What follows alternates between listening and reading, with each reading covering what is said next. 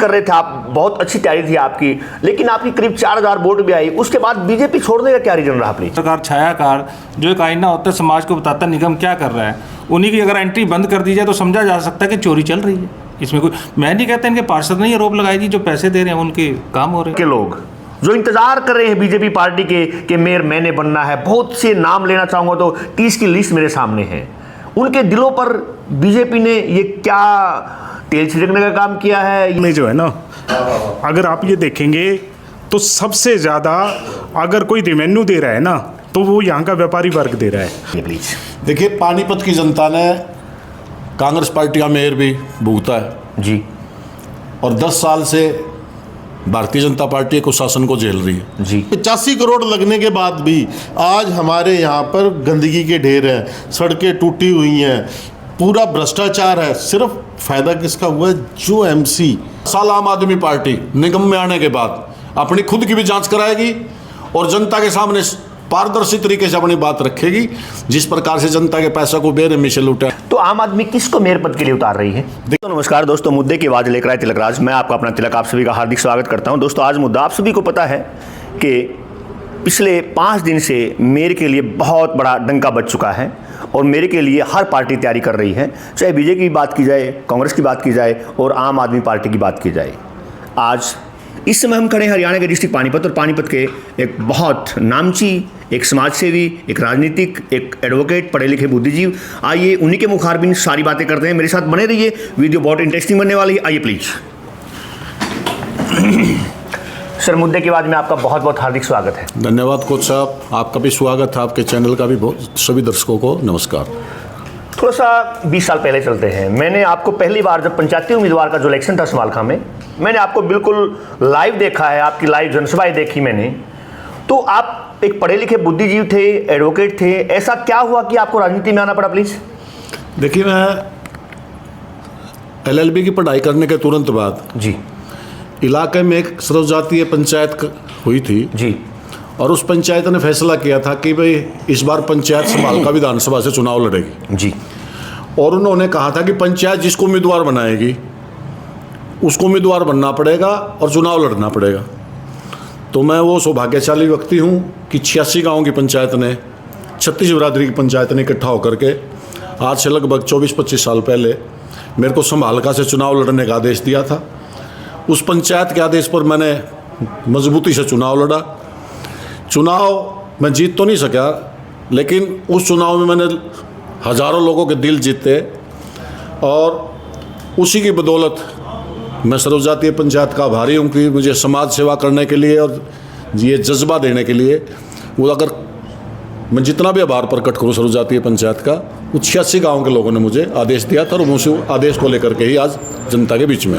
उस समय हल्का समालखा था और आपका गांव समालखा कॉन्स्टिट्यूएंसी का हिस्सा होता था, 86 गांव होते थे। उसके बाद फिर राजनीतिक में आगे बढ़ते हुए आप बीजेपी में जिलाध्यक्ष भी रहे हैं। बीजेपी का मैंने वो लम्हा भी देखा है जब आपने पानीपत ग्रामीण से पहली बार 2009 की बात की जाए, तैयारी कर रहे थे आप, बहुत अच्छी तैयारी थी आपकी, लेकिन आपकी करीब 4000 वोट भी आई, उसके बाद बीजेपी छोड़ने का क्या रीजन रहा प्लीज?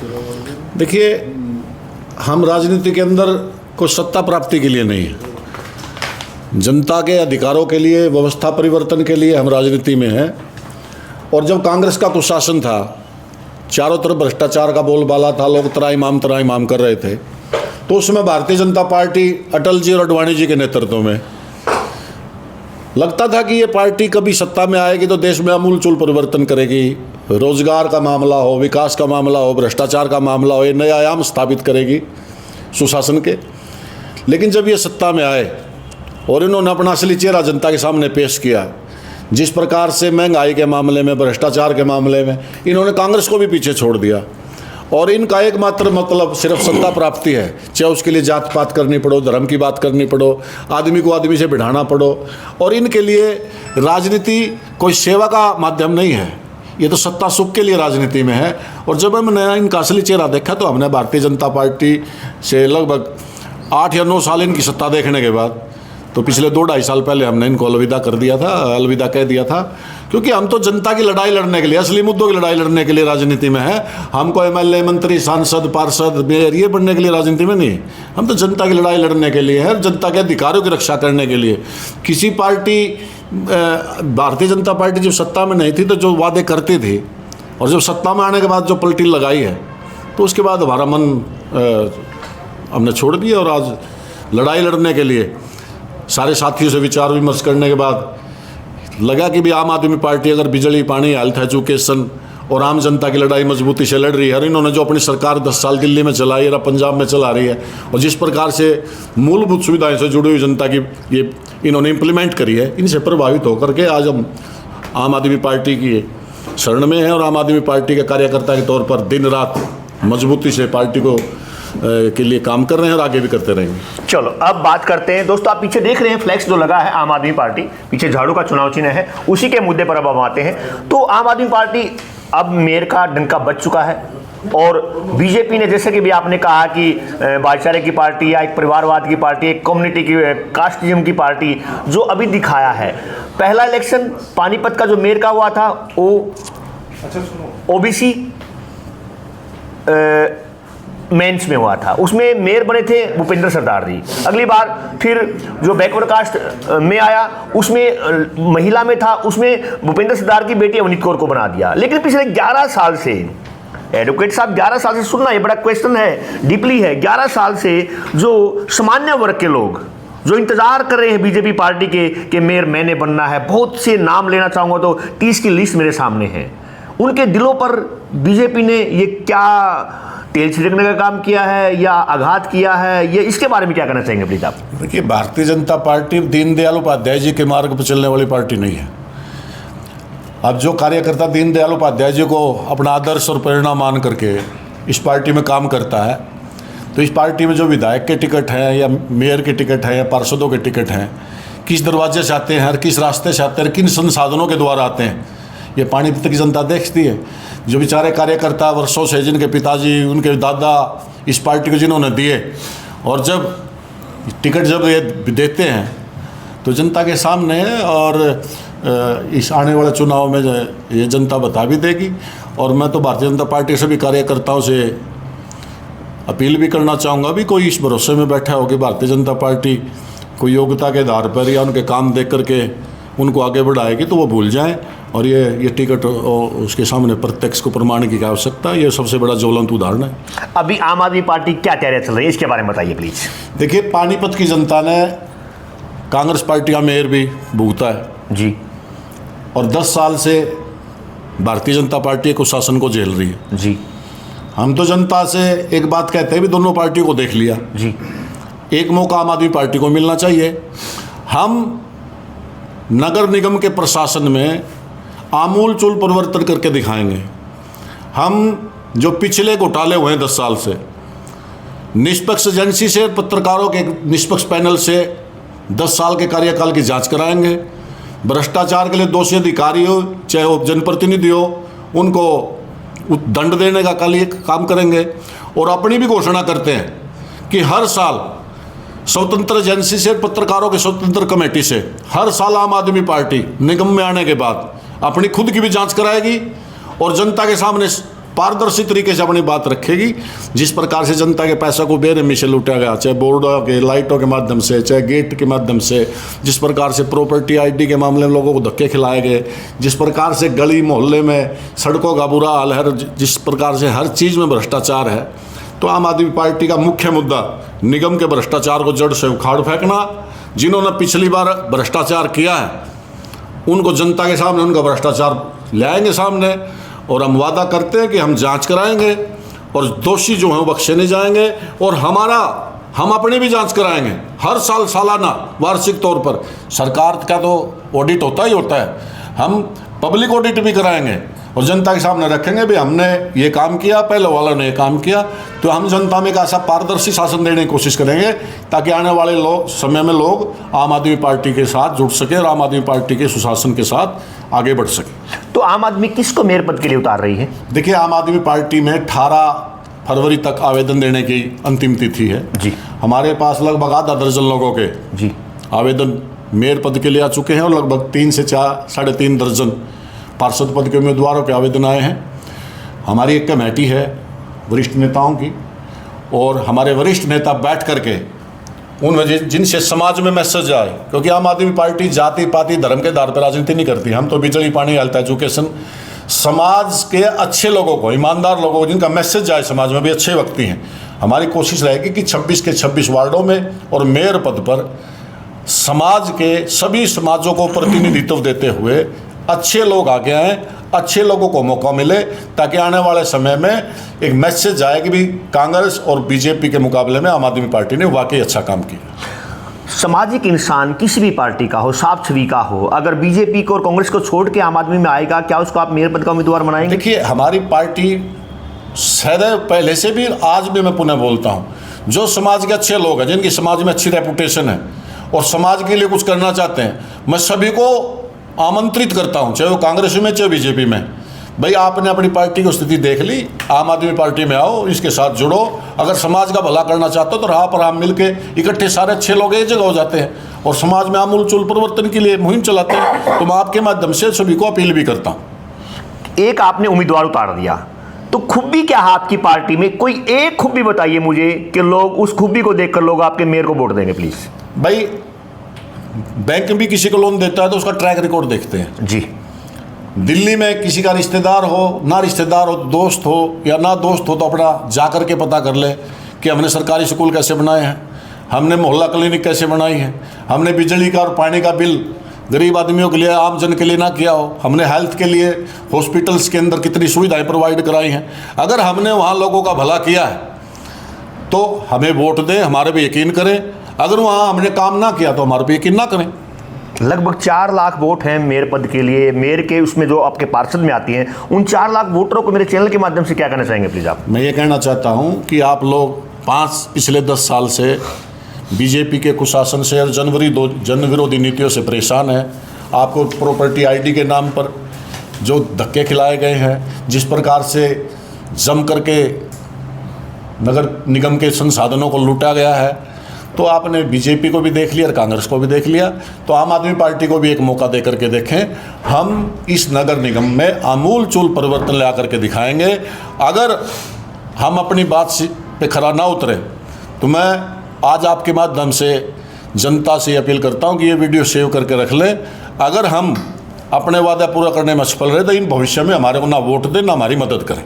आपका शुभ नाम और पार्टी में किस पद पर कार्य कर रहे हैं प्लीज? मेरा नाम सुरेंद्र अहलावत एडवोकेट है और मैं आम आदमी पार्टी का एक साधारण सा कार्यकर्ता हूं। फिलहाल पार्टी ने मुझे पानीपत नगर निगम का चुनाव प्रत्याशी चयन का और आगे चुनाव संचालन की प्रभारी के तौर पर जिम्मेवारी दी है, वो मैं कार्य कर रहा हूँ। हमारे साथ जुड़ने के लिए बहुत बहुत शुक्रिया। दोस्तों देखिए, एक और शख्सियत हमारे साथ जुड़ चुकी जो पहले पिछले अपने नगर पार्षद का जिन्होंने इलेक्शन फाइट किया था, ये उनसे बात करते हैं। जी नमस्कार जी। नमस्कार जी। अपना शुभ नाम जी प्लीज? जितेंद्र जुनेजा, राजू नाम से मुझे शहर में जाना जाता है। तो राजू जी, ये बताइए अब हालात शहर के कैसे हो चुके हैं? हालात तो कुछ छुपे नहीं है शहर के। जो 10 साल में बंदर बाट चली है और आप जैसे छायाकार पत्रकार भाइयों को अंदर नहीं आने दिया, तो ये इससे बड़ी क्या बात होगी? जो एक पत्रकार छायाकार जो एक आईना होता है समाज को बताता निगम क्या कर रहा है, उन्हीं की अगर एंट्री बंद कर दी जाए तो समझा जा सकता है कि चोरी चल रही है। इसमें कोई, मैं नहीं कहता इनके पार्षद ने ये आरोप लगाई जी, जो पैसे दे रहे हैं उनके काम हो रहे हैं। थोड़ी सी देर के लिए मैं आपको हाली पार्क ले चलता हूँ। हाली पार्क करीब 300 करोड़ की प्रॉपर्टी है। दुनिया भर के उसमें पिछले 5 साल से बिल्डिंगें बन रही हैं जिनका अभी चार्ज नहीं हुआ है। वो प्रॉपर्टी आज अयाशी जुए का एक अड्डा बन चुकी है। उसके बारे में क्या कहना चाहेंगे प्लीज? देखो, जो हेली पार्क वाली आप बात कर रहे हैं, हेली पार्क का जो पौधा लगाया गया था जी, वो जिसने पौधा लगाया था, तो बारी जब दूसरे की आई तो उसके फिर मन में ये था कि इसकी पार नहीं बसने देनी। जो पहले वाला पौधे लगा गया, दूसरे के टाइम में उनको रोक दिया गया। ये राजनीति जब पार्टी के अंदर होने लग जाते तो उसका काम में आ जाए जनता भुगतती है, जो भुगत रही है पानीपत की। हमारे साथ जुड़ने के लिए बहुत बहुत शुक्रिया। देखिए क्या दुरुस्त जानकारी और क्या बातें। आइए एक और पर्सनैलिटी हमारे साथ जुड़ चुकी है, उनसे बात करते हैं प्लीज। जी नमस्कार जी। नमस्कार जी। अपना शुभ नाम जी? जी मैं प्रीतपाल सिंह खेड़ा। प्रीतपाल सिंह खेड़ा जी, आप जैसे आठमरला पुलिस से मालटाउन में एंट्री करते हैं, वहां पर 4 लाइन की क्या जरूरत पड़ेगी? 4 लाइन बनाने के बीच में डिवाइडर देने की? बिल्कुल जी, ये तो साफ ही दिखाई दे रहा था कि बीजेपी के पार्षदों ने ही विरोध किया। चलो हम तो करते ही, उसके बावजूद भी ना इन्होंने अपने पार्षदों की सुनी और ना किसी की सुनी। उसके धक्का सही करके इन्होंने वो कर दिया। और आज आप देख सकते हो कि वहाँ जाम ही नहीं टूटता। आप किसी भी सौंदर्यीकरण के नाम पर इन्होंने हजारों लाखों रुपया लगा दिया, करोड़ों रुपया लगा दिया, लेकिन उस चीज़ से जनता तो कहे कि जी हमारे को उस चीज़ को चाहिए।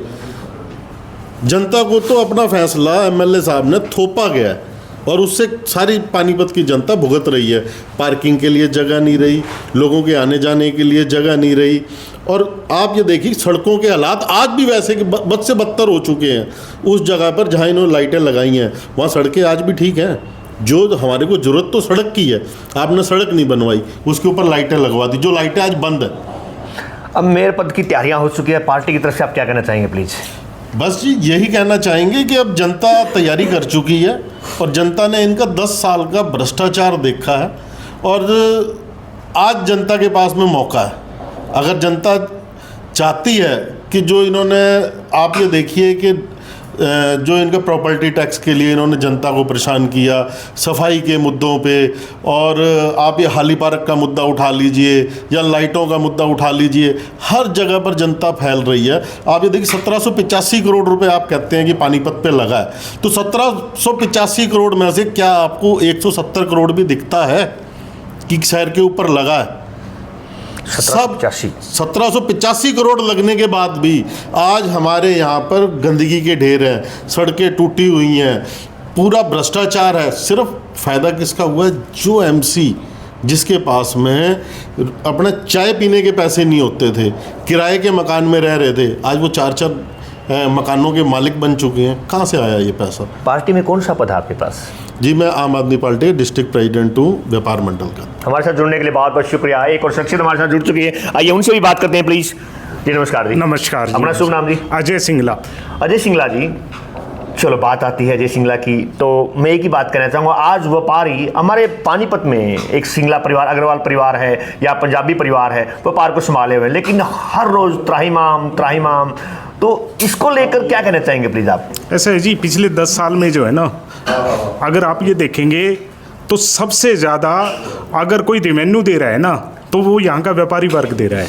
और व्यापारी वर्ग को क्या मिलता है? 3-3 घंटे का जाम मिलता है, टूटी हुई सड़कें मिलती है, सीवरेज नहीं है, पानी नहीं है। आप किसी एरिया में चले जाइए, हर जगह पे यही हालात है। लोगों ने जो पानी का इंतजाम कर रखा है ना, सबमर्सिबल लगा रखे हैं। अब वो सबमर्सिबल से पानी ले रहे हैं, गवर्नमेंट का पानी नहीं आ रहा है। आप सीवर, आप उड़ा के किसी गली में चले जाइए, आप देखोगे कि घुटने घुटने तक का पानी है। अरे 10 साल में जो लोग ये नहीं दे सके वो अब क्या देंगे? मतलब मैं तो सिर्फ ये कहना चाह रहा हूँ कि पिछले 10 सालों में ना इन लोगों ने सिर्फ घोटाले ही घोटाले गए हैं। और मैं तो बार बार एक चीज कहता हूं, मैंने कम से कम 600 RTI मैंने लगाई है, और जितना भ्रष्टाचार मैंने देखा है ना इस नगर निगम में पिछले, मतलब मैं 40 साल से एक एक्टिविस्ट हूं, सामाजिक कार्यकर्ता हूं, और मैंने जो भ्रष्टाचार इन 10 सालों में देखा है, कभी हिंदुस्तान में मैं सोच भी नहीं सकता था कि इतने निचले स्तर पर भ्रष्टाचार चला जाएगा।